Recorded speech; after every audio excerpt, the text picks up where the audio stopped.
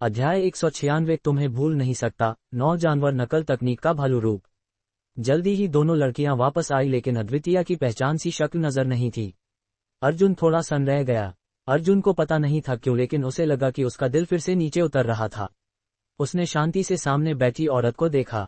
वो जानना चाहता था क्यों। अद्वितीया बुआ कह रही हैं कि वो बिजी हैं और अर्जुन बड़े भाई से नहीं मिल सकती, और अर्जुन बड़े भाई से फिर से मिलने की कोशिश ना करें। एक लड़की ने धीरे से बोला। वो भी अर्जुन को अजीब नजरों से देख रही थी। अर्जुन अभी बहुत उलझन में था। अपनी पिछली जिंदगी में वो एक गांव से आया था। ना पैसे थे, ना ताकत थी, ना कोई प्रतिभा थी और ना कोई दिखावा था। इसलिए उसे हमेशा कमीहीनता का एहसास होता था। वो दूसरों से प्रतिस्पर्धा नहीं करता था और औरतों का पीछा करने की हिम्मत तो बहुत दूर की बात थी। जितनी खूबसूरत और ऊंची औरत होती, अर्जुन उससे दूर भागता। उसे नहीं आता था किसी औरत से कहे कि उसके साथ रहो। उसे लगता था कि प्यार मजबूरी नहीं होती। इस जिंदगी में साधना शुरू करने से पहले वो एक बेकार आदमी था, टूटा और कमजोर दिल, और साधना शुरू करने से पहले ही और बुरा हो गया था। अभी भी उसे औरत के सामने कमजोरी थी, लेकिन उसका अहंकार बहुत बड़ा था। वो औरतों को नहीं समझता था। कौन कह सकता है कि वो औरतों को समझता है। हालांकि अर्जुन की ताकत बेमिसाल थी, लेकिन उसे झगड़ना या किसी पर मजबूरी कर रखना पसंद नहीं था।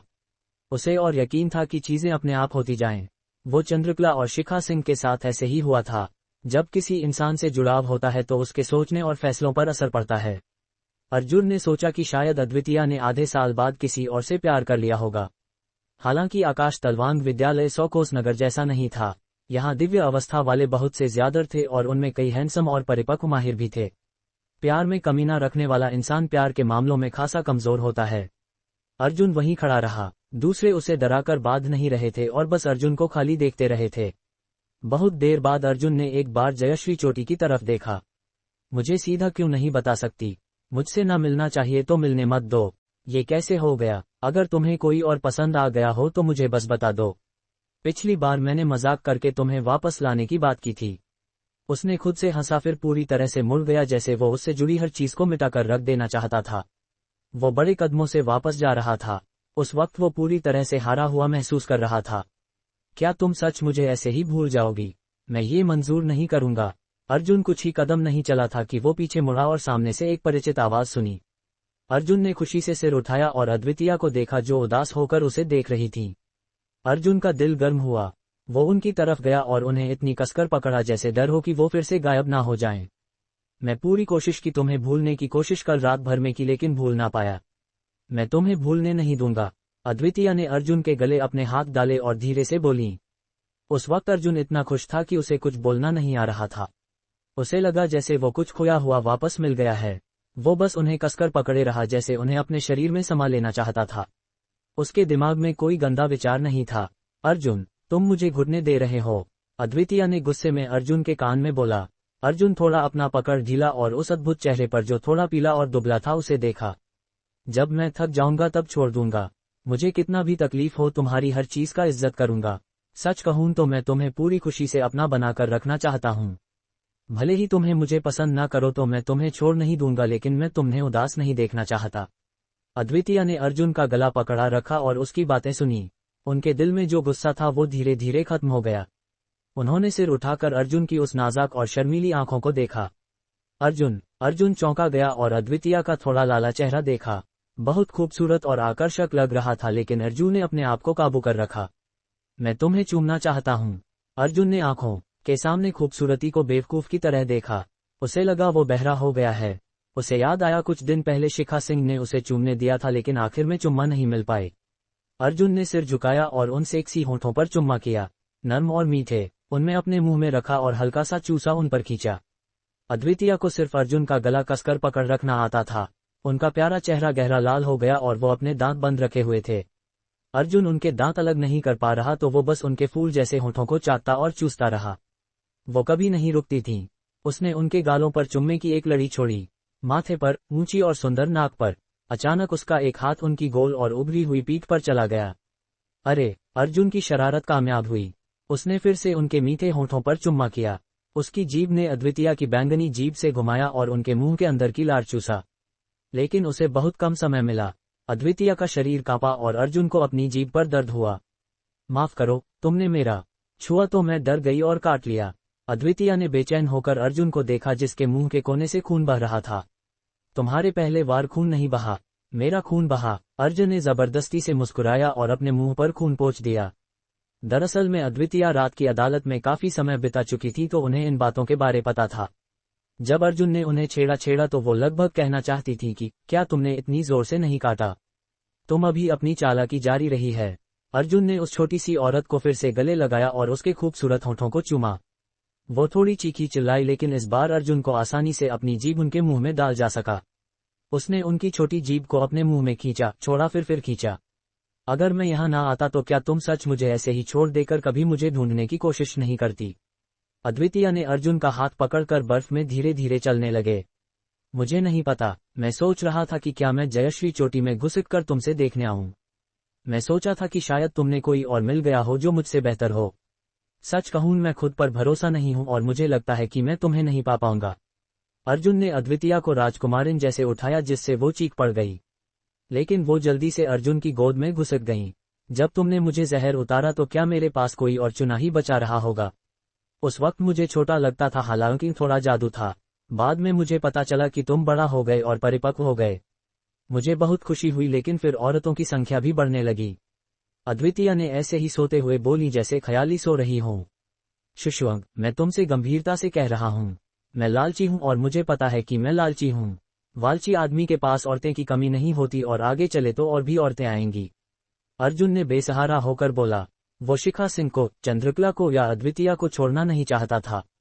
तुम्हें ऐसे मत बनो वरना ना चाहिए वरना जाएगी और फिर भविष्य में बहुत परेशान में रहोगे। एक काबिले आदमी के पास औरतें की कमी नहीं होती और आगे चले तो और भी औरतें आएंगी। क्या तुम ऐसा चाहते हो? अद्वितीया ने अर्जुन की गोद से नीचे उतरकर बोली। अर्जुन ने सिर हिलाया। सिर्फ तुम जैसी भोली लड़की ही इस बेवकूफ मुझे फंसा ही जा सकती है। नए साल के पहले दिन अर्जुन ने पूरा दिन अद्वितीया के साथ बिताया, जैसे दोनों कहीं सैर घूमते हुए। उस दौरान अर्जुन ने अद्वितीया को कम से कम 10 बार चूमा। अद्वितीया हमेशा लाल होती रहीं। जब अर्जुन बादल धुंध चोटी वापस लौटा तो एक दिन लगभग बीत चुका था। एकलता और बच्ची के साथ जल्दी खाना खाकर अर्जुन अपने कमरे में गया और सीधा बैंगनी जैद अमरलोक में गया। अर्जुन जो हिरण दौड़ और बाघ रूप दोनों में बड़ी कामयाबी कर चुका था, वो अब 9 जानवर नकल तकनीक का भालू रूप सीखने के लिए तैयार था। भालू रूप ताकतवर और स्थिर था लेकिन ताकत और शक्ति का इस्तेमाल बहुत जरूरी था। भारी दिखता था लेकिन चतुर था।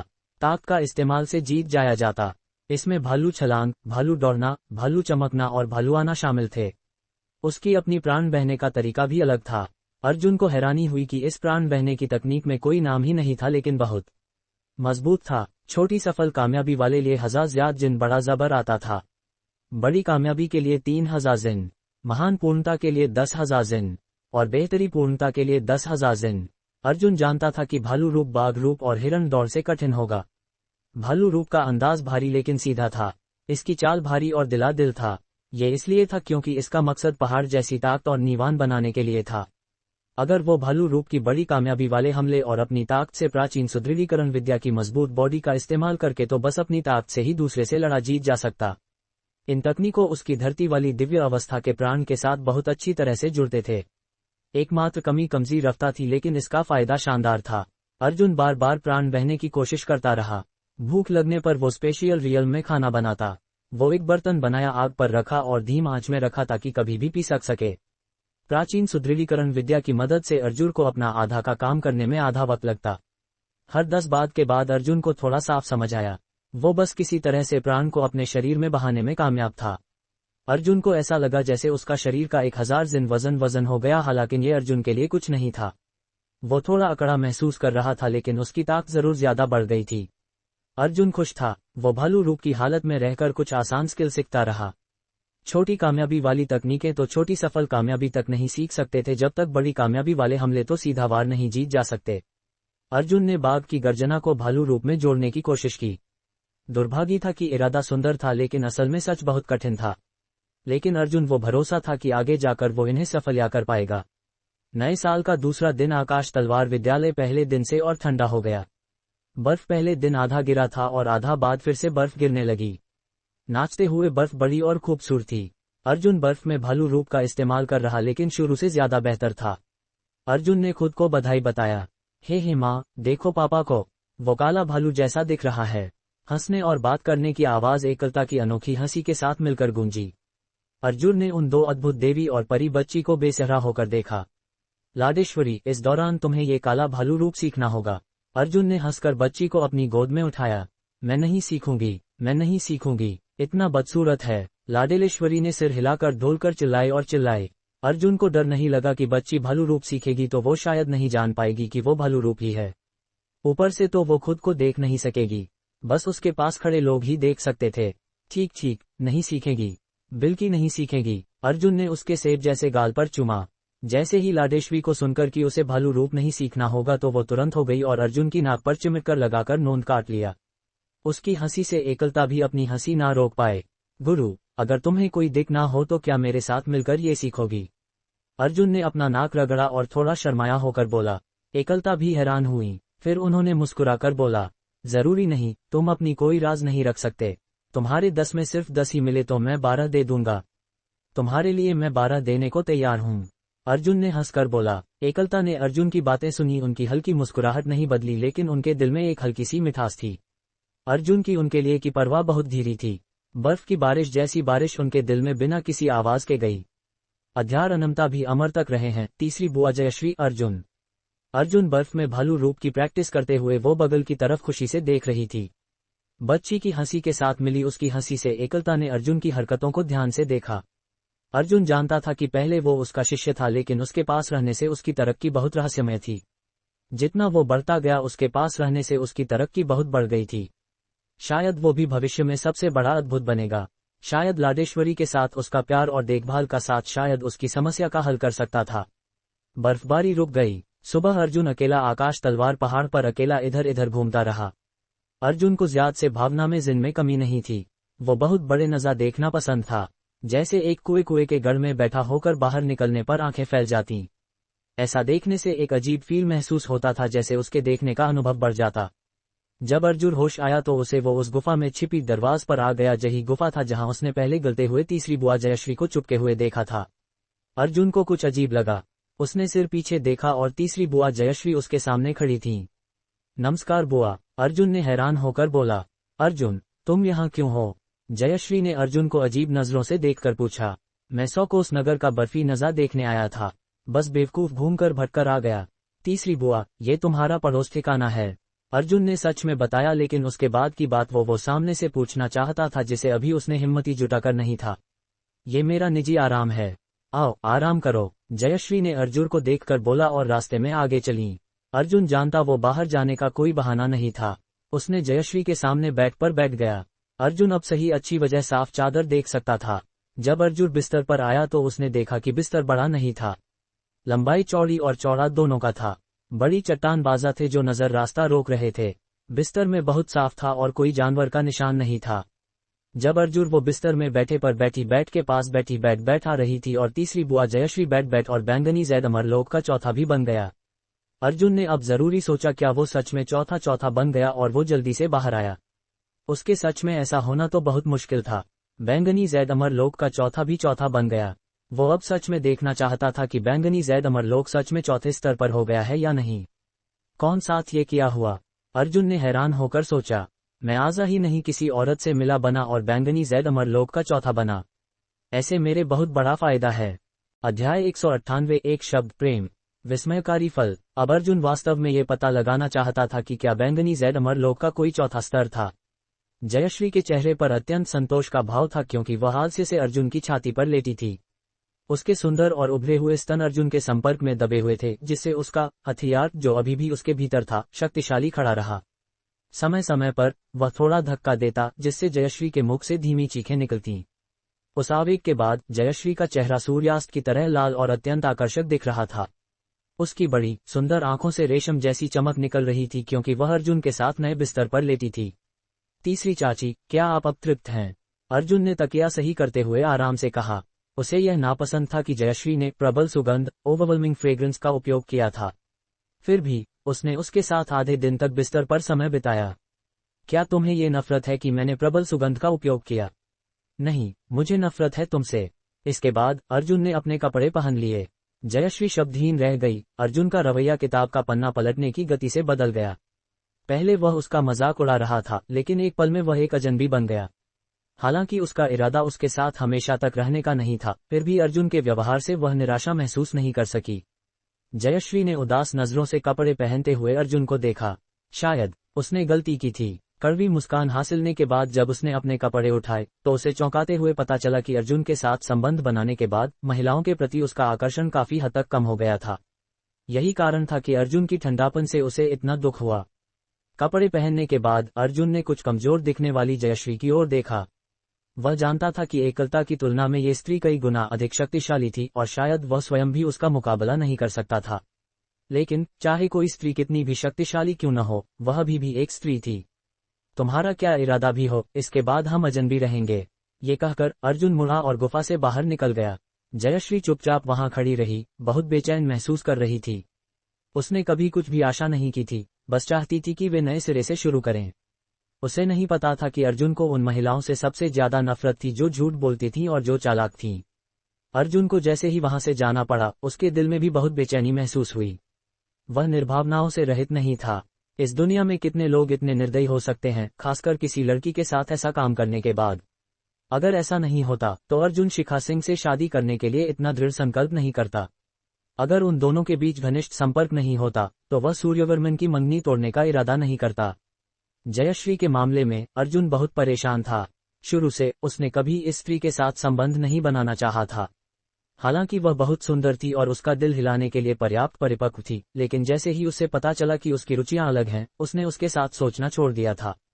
उसे समलैंगिकता से कोई समस्या नहीं थी, लेकिन उसके हर्म में लड़कियां अन्य लड़कियों से प्यार नहीं कर सकती थीं। अगर जयश्री ने उसके हर्म की सभी लड़कियों को खा लिया तो क्या होगा? अगर वह स्वयं एक शिकार बन गया, उस समय पछताना बहुत देर हो चुकी होती। इस प्रकार काम होने के बाद अर्जुन ने उसके साथ एक स्पष्ट सीमा रेखा खींचने का निर्णय लिया। हालांकि उसे थोड़ा निर्दयी लगा, फिर भी उसने ऐसा किया और चला गया। वास्तव में जब अर्जुन ने वे शब्द कहे तो उसके दिल में निराशा की एक भावना थी। अर्जुन अपने दिल की इस स्थिति से बहुत घृणा करता था। एक सुनसान क्षेत्र में चलने के बाद वह तुरंत अपने अंतरिक्ष क्षेत्र में प्रवेश कर गया। उसने सोचा कि क्या अंतरिक्ष क्षेत्र का स्तर बढ़ सकता है, लेकिन जैसे ही अर्जुन अंदर गया, तारांकन बैंगनी जैद अमर लोक तारांकन में भी थोड़ी सी भी बदलाव नहीं आया था। ये पहले जैसा ही था। अर्जुन बहुत निराश था, उसे ऐसी उम्मीद थी कि इसमें उन्नति होगी। शायद मेरा पिछला कामुक विचार गलत था। तो फिर पिछली 2 बार अंतरिक्ष क्षेत्र सफलतापूर्वक क्यों बढ़ा था? क्या ऐसा हो सकता है कि जैसे जैसे स्तर बढ़ता है, मुझे अधिक महिलाओं के साथ यह काम करना पड़ेगा? अर्जुन ने त्योरी चढ़ाई और इस डरावने विचार को दूर कर दिया। चूंकि उसका अंतरिक्ष क्षेत्र 4थे स्तर तक नहीं बढ़ा, अर्जुन भारी मन के साथ बाहर निकला। शुरू में उसने सोचा था कि उसने रहस्य खोज लिया है, लेकिन ये सब व्यर्थ था। अरे, इसे प्रकृति पर छोड़ देते हैं, इसे मजबूर नहीं किया जा सकता। जयश्री के कमजोर चेहरे को याद करते हुए वह लगभग अनायास ही उसे सांत्वना देना चाहता था। आखिरकार संभोग के तुरंत बाद का समय महिलाओं के लिए भावनात्मक रूप से सबसे कमजोर समय होता है। उस घटना के बाद अर्जुन ने तारांकन मेघ कोहरा शिखर तारांकन क्लाउड मिस्ट पीक से बाहर कदम नहीं रखा। वह लगभग हर दिन भालू, बाघ और हिरण की गति की तकनीक का अभ्यास कर रहा था। अब तक उसने भालू रूप के सार को समझ लिया था। इसके बाद वह भालू और बाघ के रूप की साधना विधि एकलता को देने वाला था। पलक झपकते ही 10 से अधिक दिन बीत गए। पहाड़ों से उतरे शिष्य वापस लौट आए। हालांकि मेघ कोहरा शिखर अभी भी पहले की तरह एकांत में ढका हुआ था। अर्जुन अपने दिन छोटी लड़की के साथ खेलने और उसे साधना में सख्ती से मार्गदर्शन देने में बिताता था। इन 10 दिनों में अर्जुन भालू रूप को लघु सफलता के चरण तक नहीं ला सका, लेकिन उसने उस स्तर के मूल तत्व को कुछ हद तक समझ लिया था। आज एकलता, अर्जुन और छोटी लड़की सैर करने गए। अचानक एकलता ने कुछ कहा जिससे अर्जुन दंग रह गया। तीसरी वरिष्ठ बहन पागल हो गई है और यह बहुत गंभीर है। अर्जुन ने हैरानी से एकलता की ओर देखा और उसकी धड़कन तेज हो गई। क्या इसका उससे कोई लेना देना था? क्या एकलता को पता चल गया था? ऐसा नहीं होना चाहिए, क्योंकि जयश्री के स्वभाव के आधार पर वह इस बात का प्रचार नहीं करती। मुझे पता है तुम चिकित्सा कला में माहिर हो। इन महज 10 दिनों में वह बहुत वजन खो चुकी हैं और बहुत थकी हुई दिख रही हैं। क्या तुम उनसे मिल सकते हो और देख सकते हो कि कोई मदद करने का कोई उपाय है? एकलता ने धीरे धीरे अर्जुन की ओर देखते हुए कहा। अर्जुन ने राहत की सांस ली। वह वास्तव में इस बात से नहीं डरता था कि यह बात दूसरों को पता चल जाएगी।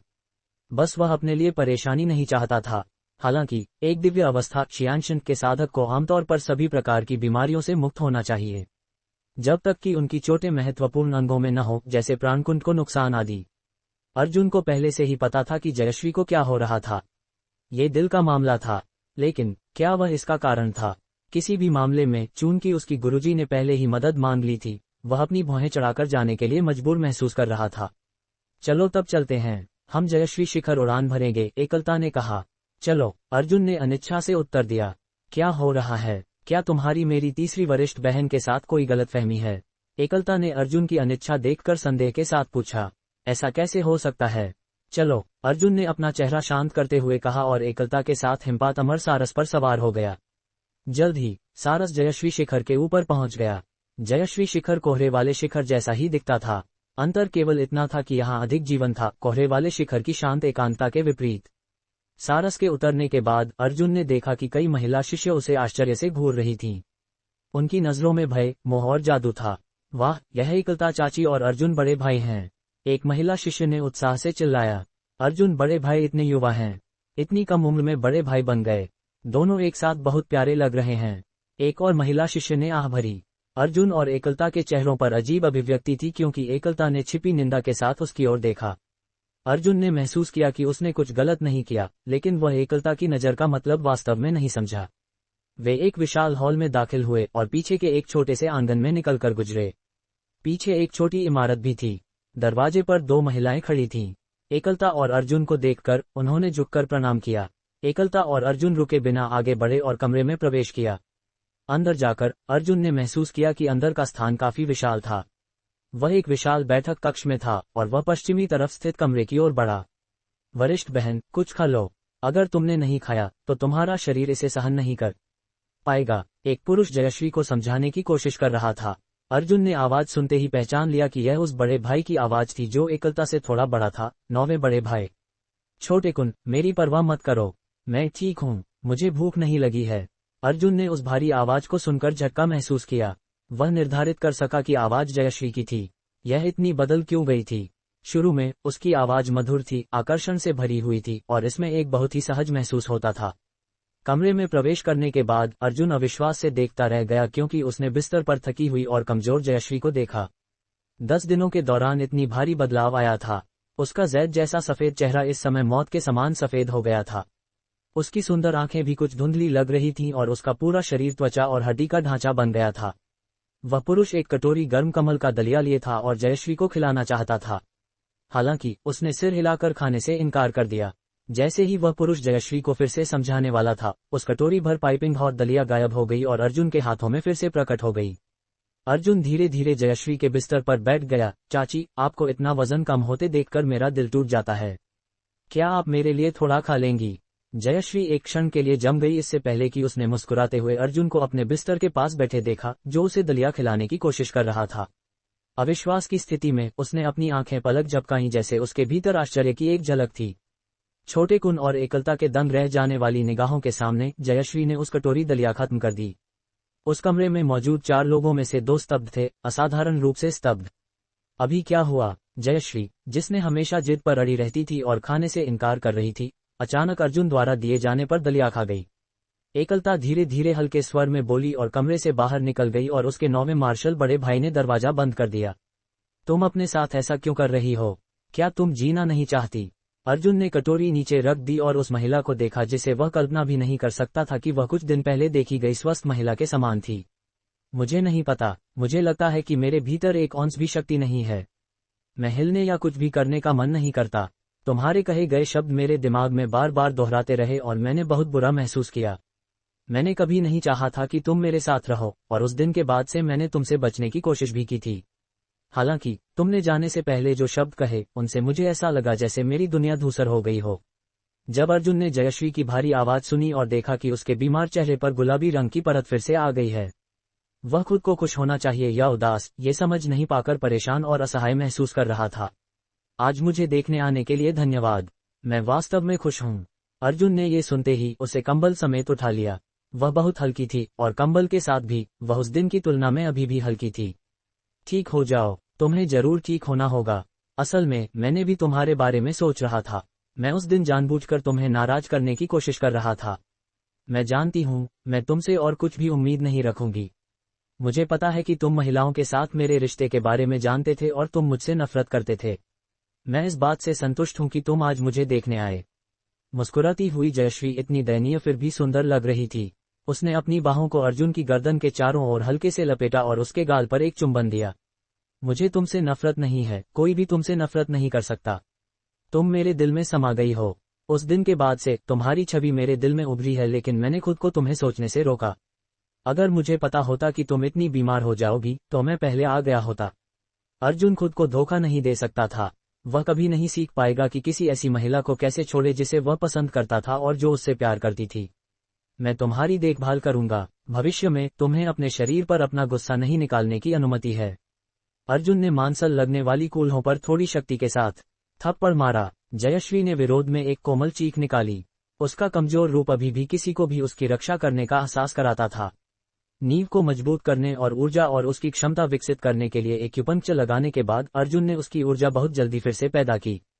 यह इस बात का श्रेय भी था कि उसके दिल का बोझ हल्का हो गया था। आखिरकार कारण स्वयं दिल की समस्याओं का इलाज हो सकता है। मेरे शब्दों को याद रखो। भविष्य में अपने साथ बेहतर व्यवहार करो। एक और बात, भविष्य में महिलाओं के साथ मत करो। अगर तुम इसे नहीं संभाल सकती और तुम्हें ऐसा लगे तो तुम मुझे ढूंढ सकती हो। जयश्री लाल हो गई और अर्जुन के मुंह को ढक दिया, आंखें घुमाते हुए। जिस दुबली स्थिति में वह थी उसकी नारी सुंदरता पहले से भी अधिक मजबूत थी। तुम्हें ये कहने की अनुमति नहीं है। मैं भविष्य में महिलाओं के साथ नहीं रहूंगी। मैं अब जा रहा हूं। मैं कुछ दिनों में तुमसे मिलने आऊंगा। सोचो कि एक वयस्क होने के बावजूद तुम अभी भी एक बच्चे की तरह हो और ख्याल नहीं रख सकती। अर्जुन ने सुनहरी सुइयां रख दी और मजाक किया। अर्जुन, हाँ, क्या है? अर्जुन समझ नहीं पा रहा था कि जयश्री हिचकिचा क्यों रही थी। मुझे एक गले लगाओ। उसने सिर झुकाया और धीमी आवाज में कहा। अर्जुन मुस्कुराया और उसकी ठोड़ी उठाई अत्यंत नारी सुंदरता वाले व्यक्ति को देखा। उसके हाथ उसकी बांह के नीचे गए और उसे करीब और कसकर पकड़ लिया, जैसे उनके दिलों को एक साथ चिपकाने की कोशिश कर रहा हो। अर्जुन, धन्यवाद। जयश्री ने अर्जुन की गर्दन के चारों ओर अपनी बाहें कसकर लपेटी और जोश के साथ कहा। अर्जुन और एकलता कमरे से बाहर निकले, जबकि जयश्री तब तक उन्हें देखती रही जब तक वे सफेद सारस पर नहीं चढ़ गए। हवा में एकलता ने आश्चर्य से अर्जुन को देखा, बिना पलक झपकाए। उसकी आंखें जो सामान्य दुनिया से परे थीं, ऐसी प्रतीत होती थीं जैसे वे उसे देख सकती थीं। जो चाहो पूछ लो, मुझे ऐसे मत देखो। गुरुजी, ऐसा नहीं है कि आप नहीं जानती कि आपकी सुंदरता से देश और शहर का पतन हो सकता है। अर्जुन ने अजीब तरह से अपनी नाक पर हाथ फेरा और कहा, क्या तुम मेरी मार्शल बहन के साथ अच्छे संबंध हैं? एकलता ने खुद को बहुत देर तक रोका, इससे पहले कि उसने ये सवाल पूछा जिससे अर्जुन को हंसना आया या रोना। क्या तुम्हें मेरी मार्शल बहन पसंद है? थोड़ी देर बाद एकलता ने फिर से पूछा। गुरुजी, क्या आप मुझसे पूछने वाली हैं कि क्या मेरा उसके साथ उस तरह का रिश्ता है? अर्जुन ने कड़वा मुस्कान हासिल करते हुए कहा। एकलता चुप हो गई। अर्जुन मुस्कुराया, लेकिन चुप भी रहा। वह नहीं कहना चाहता था, जबकि एकलता खुद को दोष दे रही थी कि वह आज इतनी परेशान क्यों थी। उनके रिश्ते का उससे क्या लेना देना था? तारांकन मेघ कोहरा शिखर तारांकन वापस आकर अर्जुन एक बार फिर अपनी दुनिया में लौट आया, जहां वह अपनी साधना के अलावा किसी चीज की परवाह नहीं करता था। कभी कभी वह लड़की को साथ लेकर आकाश तलवार पहाड़ के जंगल में घूमता था। जाहिर है वे श्वेत पंख वाले गरुड़ पर थे। कभी कभी अर्जुन लड़की को हिरण की गति का अभ्यास करवाता था। जंगल में अर्जुन सोच रहा था कि क्या वे कुछ अजीब या अनूठे फलों का सामना कर सकते हैं, लेकिन कुछ नहीं मिला। हालांकि वह निराश नहीं था। आज वह लड़की को आकाश तलवार पहाड़ के पीछे ले गया, जहां दृश्य एक अतल गड्ढे जैसा था और बहुत खतरनाक था। वे चोटी के नीचे और आकाश तलवार पहाड़ के टेढ़े मेहराब के पास उड़े, जो एक तलवार जैसा था। पिताजी, वहां देखो। लाडेश्वरी ने एक विशेष स्थान पर देखा और चिल्लाई। अर्जुन ने लाडेश्वरी की नजरों का पीछा किया और पाया कि दूरी पर स्थित पहाड़ी श्रृंखला की चट्टानों की दीवारों पर एक स्थान अंधेरा था, जहां प्रकाश नहीं आता था। सबसे ऊपर एक विशाल सुंदर लाल फल लटक रहा था, जो नारियल जैसा दिखता था और बच्चे के सिर के आकार का था। विस्मयकारी फल, अर्जुन ने यही सोचा। ये बिल्कुल वैसा ही था जैसा उसके मन में आया था। लाडेश्वरी, क्या तुम छोटे सफेद को उस जगह के करीब ले जाने के लिए कह सकती हो? अर्जुन ने लड़की से पूछा। लड़की की दृष्टि और इंद्रियां असाधारण थीं। अर्जुन बहुत उत्साहित था। यह अच्छी चीज थी, बिल्कुल अच्छी चीज। बस उसे यकीन नहीं था कि 9 महाद्वीपों की दुनिया में इसके क्या प्रभाव थे। वह इसे तोड़ना और बेल को प्रत्यारोपित करना चाहता था। श्वेत पंख वाला गरुड़ वहां स्थिर रुका। उस चमकदार रंग और सुगंधित खुशबू को देखकर अर्जुन को पता चला कि यह पहले से ही पक चुका था, लेकिन ये बस यहीं लटक रहा था। अर्जुन ने तुरंत विस्मयकारी फल तोड़ लिया और लाडेश्वरी को दे दिया। इसे मत खाना, हम वापस जाकर तुम्हारी माँ से पूछेंगे कि क्या ये खाद्य है। यह एक बुरा फल हो सकता है, अर्जुन ने लाडेश्वरी को देते हुए कहा। अर्जुन ने चट्टान की दीवारों पर पत्थरों को कुचल दिया और धीरे धीरे और सावधानी से जड़ों को निकाला। वह डरता था कि अगर उसने जड़ प्रणाली को नुकसान पहुंचाया तो बेल जीवित नहीं रह पाएगी। अर्जुन ने लाडेश्वरी के साथ लुका छिपी खेली और बेल को तारांकन बैंगनी जैद अमरलोक तारांकन में प्रत्यारोपित किया। इसके बाद अर्जुन इस विस्मयकारी फल के साथ छेड़छाड़ करने लगा और आसपास खोज करने लगा। अर्जुन परेशान था कि फल की रक्षा करने के लिए वहां कोई दानवी पशु क्यों नहीं था। अगर कोई नहीं था तो फल को पहले ही तोड़ लिया जाता। क्या इसका कारण ये था कि विस्मयकारी फल उच्च गुणवत्ता का नहीं था? एक चक्कर लगाने के बाद उसने कुछ और नहीं पाया। उबी हुई लड़की उसकी गोद में सो गई थी। चून की देर हो चुकी थी। उसने उनींदी लड़की को श्वेत पंख वाले गरुड़ को तारांकन मेघ कोहरा शिखर तारांकन वापस जाने के लिए कहा। अर्जुन ने उस विस्मयकारी फल को देखा जो धुंधली लाल रोशनी निकाल रहा था। महसूस कर रहा था कि इसे केवल बुरा नहीं माना जाना चाहिए। पिछले दिनों में उसने इलाके के खतरनाक स्थानों की खोज में समय बिताया था, लेकिन उसे कुछ अच्छा नहीं मिला। हालांकि उसने कुछ चीजें पाईं जो उसने अच्छी सोची, लेकिन एकलता से जांच करने के बाद उस पर हंसी उड़ाई गई और बताया गया कि वे कचरा थे। जब वे तारांकन मेघ कोहरा शिखर तारांकन वापस पहुंचे तो एकलता हॉल के सामने थी, जैसे उसका और लड़की का इंतजार कर रही थी। वह बहुत खुश था और अजीब तरह से प्रफुल्लित। एकलता आगे बढ़ी और अर्जुन की गोद से लड़की को उठाया। पतले हाथ उसकी छाती से छूने पर उसका दिल धड़कने लगा। एकलता ने अर्जुन से धीरे धीरे कहा, तुम वापस आ गए। जब उसने अर्जुन के हाथों में विस्मयकारी फल देखा तो वह आश्चर्य से बोली, विस्मयकारी फल? क्या आप इसे जानती हैं? अर्जुन ने खुशी से पूछा, अत्यधिक प्रसन्न महसूस करते हुए। तो इसे वाकई विस्मयकारी फल कहा जाता था।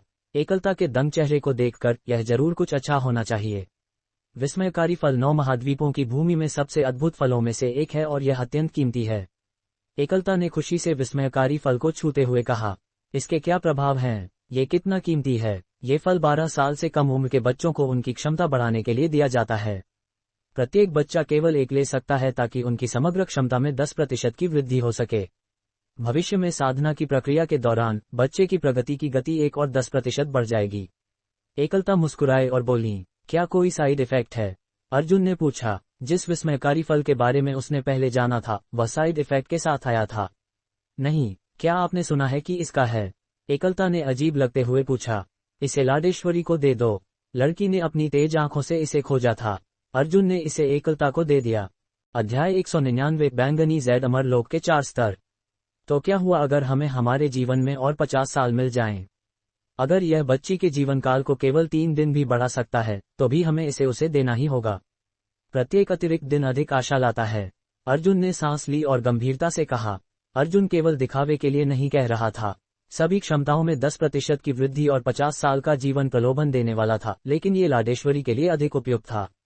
एकलता मुस्कुराए, एक धीमा कल मिलते हैं बुदबुदाया और अपने कमरे में चली गई।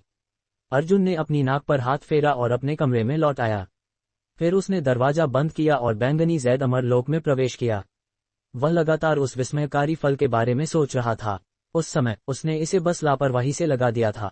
अब जब उसने एक गड्ढा खोदा और इसे ठीक से पानी दिया तो पौधा लंबा नहीं था लेकिन बेलों से भरा हुआ था। क्षेत्र में सब कुछ स्कैन करते हुए और थोड़ा खुश महसूस करते हुए अर्जुन ने प्रशिक्षण का एक और दिन शुरू किया। प्राचीन सुदृढ़ीकरण विद्या अभी भी 70 दिनों का चक्र थी, लेकिन रहस्यमयी देवता के दबाव के तहत उसकी मांसपेशियां विकसित हुई थीं और उसके मध्यपट में अंगूर के आकार की ओस की एक आश्चर्यजनक घनत्व थी। लगातार 3 चक्रों के लिए प्राचीन सुदृढ़ीकरण विद्या का संचालन करने के बाद अर्जुन रुक गया और रात के खाने के लिए बैंगनी जैद अमरलोक में कुछ भोजन बनाया। फिर अर्जुन अपने भरपेट भोजन के बाद तालाब के पास आराम करने के लिए लेट गया। उसकी आंखें अनायास ही उस किताब पर पड़ी जिसे उसने लापरवाही से क्षेत्र में फेंक दिया था। ये वसंत महल चित्र था जिसे उसने इधर उधर देखने के लिए उठाया था। यह अभी भी उतना ही जीवंत था और किसी के दिल को गर्म कर देने वाला था। तकनीकों के चित्रण जीवंत और ग्राफिक थे। ऐसा लग रहा था जैसे वे ठीक आपके सामने हो, खासकर वे रेखांकन जो महिला की सुंदर रेखाओं को चित्रित करने के लिए यथार्थवादी रूप से चित्रित किए गए थे।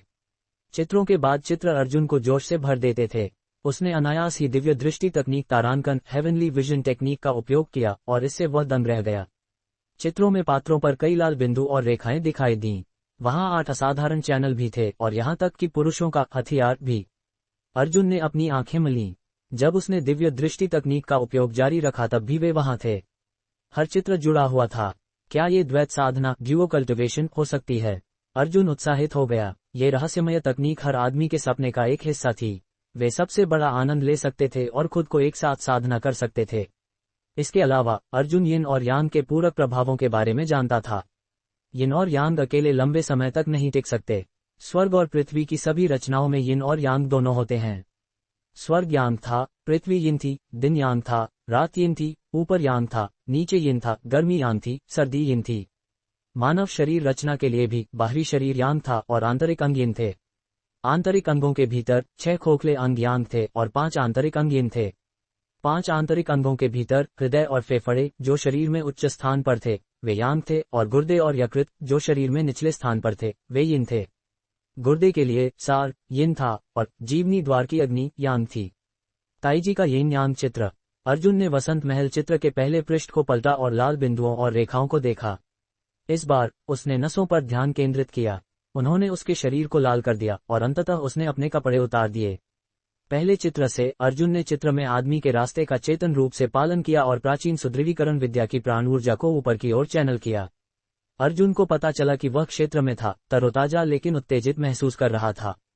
चित्रों के क्रम का पालन करते हुए और तदनुसार अपनी ऊर्जा को चैनल करते हुए अर्जुन को संदेह होने लगा कि यह उसे अजेय बना सकती है, खासकर जब रास्ता वास्तव में नीचे हथियार तक पहुंचा। अर्जुन ने महसूस किया कि उसके दिमाग में वसंत महल का चित्र उसकी द्वैत साधना के साथ बढ़ती गति से धीरे धीरे घूम रहा था, उसे ताज़ा और ऊर्जा से भरा हुआ बना रहा था। वह अंततः 10 चित्रों के बाद रुका।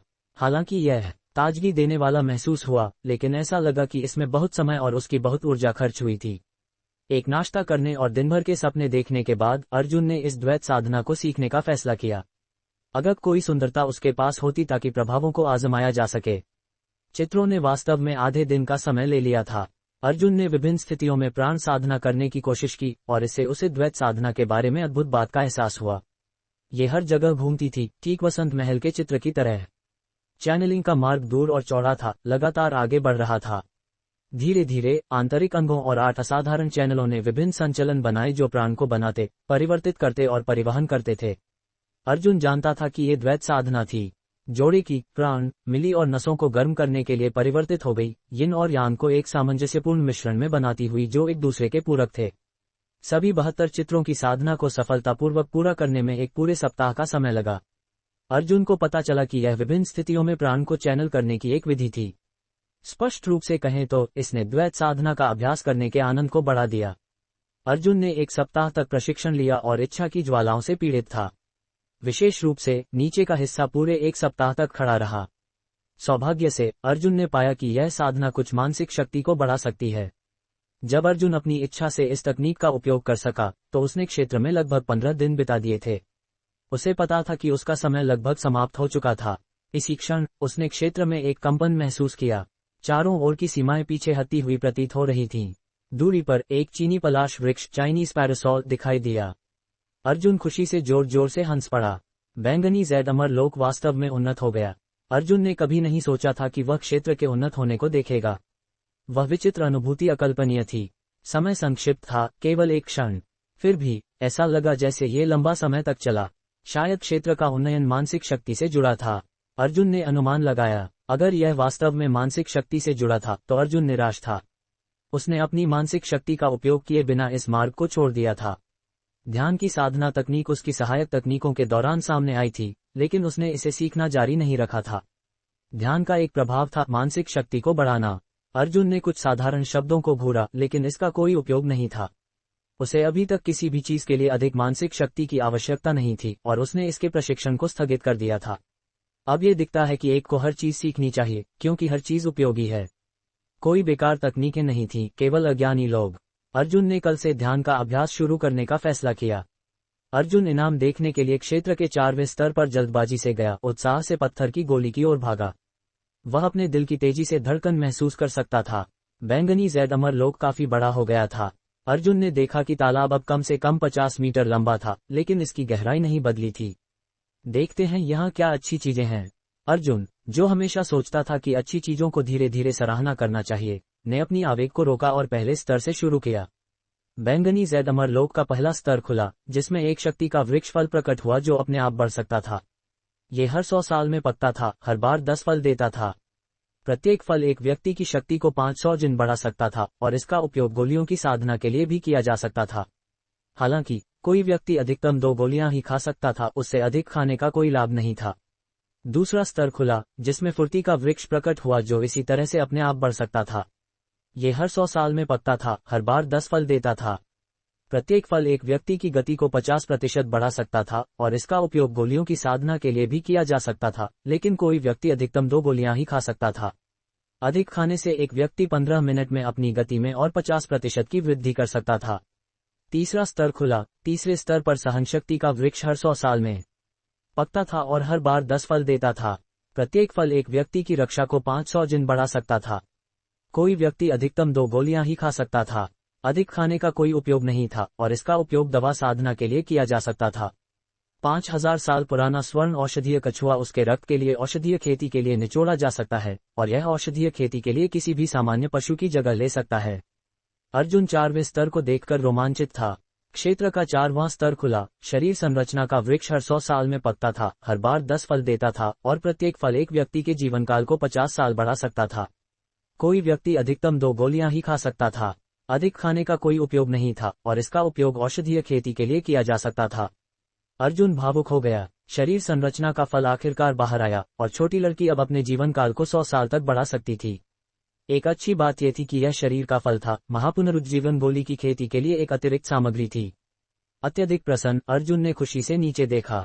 एक 1000 साल पुराने क्लैम्प का इनाम था जिसके रक्त को गोलियां बनाने के लिए निचोड़ा जा सकता था। इसका उपयोग दवा साधना के लिए एक सामान्य पशु की जगह लेने के लिए किया जा सकता था। अर्जुन लगभग रोने वाला था। स्वर्ग ने उसे त्यागा नहीं था। नहीं, उन्होंने उसे वही दिया जिसकी उसे कमी थी, बस स्वर्ण औषधीय कछुआ और 1000 साल पुराना क्लैम्प जो किसी भी 2 सामान्य पशुओं की सामग्री की जगह ले सकते थे। एक और इनाम एक 10,000 साल पुराना चीनी पलाश वृक्ष चाइनीज पैरासोल था जिसके ऊपर एक अग्नि पक्षी था जिस पर सवारी की जा सकती थी और युद्ध के लिए तैनात किया जा सकता था। प्राचीन फीनिक्स की बाद की पीढ़ियों में फीनिक्स रक्तवंश का संकेत था। अर्जुन पूरी तरह से दंग रह गया। उसके दिमाग में केवल ये वाक्य था, जिस पर सवारी की जा सकती है और युद्धों के लिए तैनात किया जा सकता है। प्राचीन फीनिक्स की बाद की पीढ़ियों में फीनिक्स रक्तवंश का संकेत है। अर्जुन दूरी पर 10,000 साल पुराने चीनी पलाश वृक्ष को घूरने से खुद को नहीं रोक सका। कहा जाता था कि फीनिक्स चीनी पलाश पर उतरता है, लेकिन ये चीनी पलाश यहाँ तारांकन अस्तगामी फीनिक्स नगर तारांकन वाले से कहीं बड़ा था।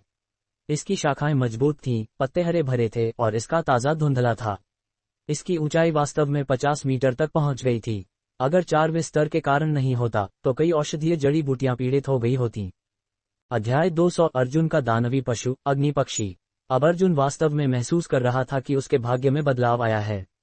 उसने कभी नहीं सोचा था कि अचानक से वह इच्छा जो वह सपने में भी नहीं देखने की हिम्मत करता था इस तरह पूरी हो जाएगी। जबकि वह एक उड़ने वाले दानवी पशु के लिए तरसता था, वह नहीं जानता था कि यह इच्छा कब पूरी होगी। उसने इसे एक दीर्घकालिक लक्ष्य के रूप में योजना बनाई थी। अर्जुन को होश आया और उसने देखा कि नीचे 2 और वस्तुएं सूचीबद्ध थीं। इनाम के रूप में एक बैंगनी पत्ता पैरेलल मिला जिससे हर 10 साल में 100 पत्ते काटे जा सकते थे। इसका स्वाद बहुत ताजगी देने वाला था और इसका उपयोग सॉस, मसाले, शोरबा आदि के लिए किया जा सकता था। इनाम के रूप में एक अजवान टाइम भी मिली जिससे हर 10 साल में 100 पत्ते काटे जा सकते थे। इसका स्वाद बहुत ताजगी देने वाला था और इसका उपयोग सॉस, मसाले, शोरबा आदि के लिए किया जा सकता था। काफी खुश महसूस करते हुए अर्जुन ने देखा कि मदिरा सुगंध फल के पेड़ के अलावा 2 बेहद बड़े घास के ब्लेड थे। आखिरकार पहली 3 वस्तुएं बहुमूल्य थीं और यहां तक कि बाद की 2 वस्तुएं भी अमूल्य थीं। इसके अलावा अर्जुन जानता था कि रसोई कला में मसालों और शोरबे को बनाने के लिए इन 2 सामग्रियों की आवश्यकता होती है। बैंगनी जैद अमरलोक के 4वें स्तर के इनाम ने क्षेत्र में भूमि का विस्तार लगभग 100 म्यू तक कर दिया। अर्जुन सोच रहा था कि क्या 4वां स्तर एक महत्वपूर्ण बिंदु था। क्या 4वें स्तर का इनाम बेहतर होगा? पहले 2 स्तरों ने उसे केवल पौधों के रूप में इनाम दिए थे और 3वें स्तर ने उसे एक जानवर दिया था। ये सोचकर कि 4वें स्तर ने उसे न केवल एक 1000 साल पुराना क्लैम और एक अग्नि पक्षी दिया, सबसे महत्वपूर्ण बात यह थी कि अग्नि पक्षी एक दानवी पशु सवारी थी जिसका उपयोग युद्धों के लिए भी किया जाएगा। अर्जुन ने संतोष के साथ सोचा कि यह निश्चित रूप से एक दानवी पशु स्तर पर था और यह और भी मजबूत हो सकता है।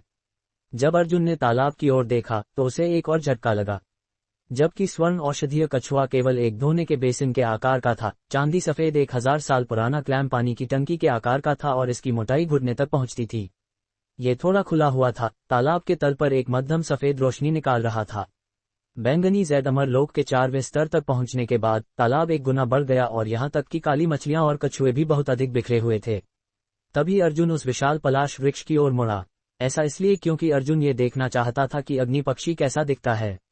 जब से अर्जुन को अग्नि पक्षी के अस्तित्व का पता चला था, उसने अपने दिमाग में कुछ अजीब महसूस किया था। इस प्रकार वह चलते समय उस भावना को समझने की कोशिश कर रहा था। चीख। पक्षी की एक तेज चीख के साथ एक विशाल ज्वलंत लाल पक्षी विमान वृक्ष से नीचे उड़ा।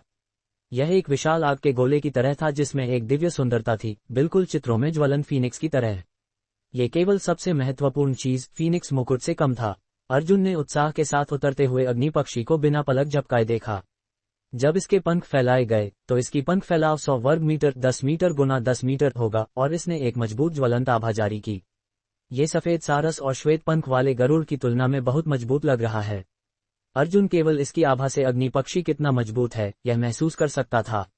अर्जुन अग्नि पक्षी की पीठ पर कूद गया। उस क्षण उसे उपलब्धि की एक भारी भावना महसूस हुई क्योंकि वह भी उन लोगों में से एक होगा जिनके पास एक दानवी पशु था। इसके अलावा यह एक मजबूत उड़ने वाला दानवी पशु था। इसके बाद अर्जुन ने कुछ ऐसा देखा जिससे उसे नहीं पता था कि हंसे या रोए। हर बार जब ये तालाब से गुजरता तो यह एक काली मछली या एक कछुआ उठा लेता। अर्जुन ने अग्नि पक्षी के गर्म ज्वलंत लाल पंखों को सहलाया। ये देखकर कि यह लगभग 10 काली मछलियों और कुछ कछुओं को खाने के बाद रुक गया, उसने राहत की सांस ली।